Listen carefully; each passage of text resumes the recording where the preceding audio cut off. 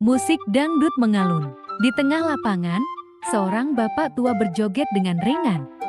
Tangannya melambai-lambai penuh semangat. Orang-orang tersenyum melihatnya, tapi di balik gerakannya yang jenaka, ada sebuah pelajaran besar tentang hidup.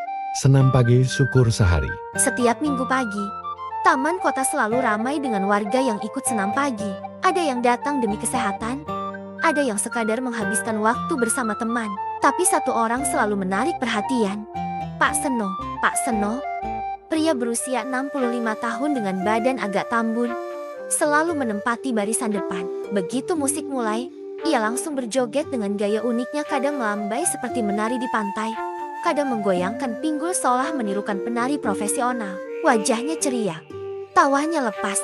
Pak Seno, enggak capek joget terus? Tanya seorang peserta senam, Bu Rina, sambil tersenyum. Pak Seno tertawa.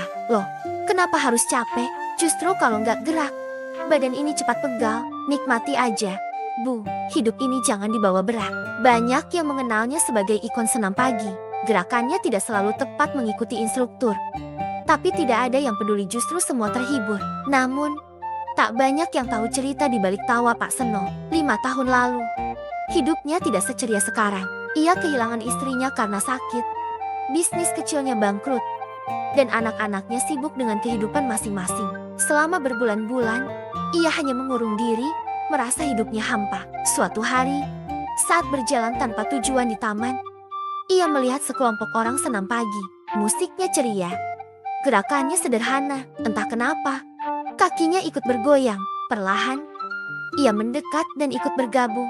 Sejak hari itu, ia selalu datang, bukan karena senamnya, tapi karena hidup harus dinikmati. Katanya suatu hari pada seorang pemuda yang mengeluh lelah bekerja, kalau kita terus mengeluh, kita nggak akan pernah sadar betapa banyak hal yang bisa disyukuri. Lanjutnya, napas yang masih ada, kaki yang masih bisa bergerak, musik yang bisa kita dengar, semua itu berkah. Sejak saat itu, banyak yang terinspirasi oleh Pak Seno. Orang-orang yang awalnya hanya diam ikut tersenyum dan berjoget lebih lepas.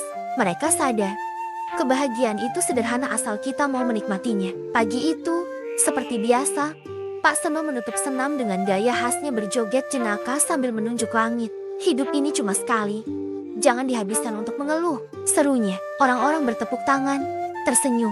Mereka sadar, Pak Seno tidak hanya mengajarkan senam, tapi juga seni bersyukur.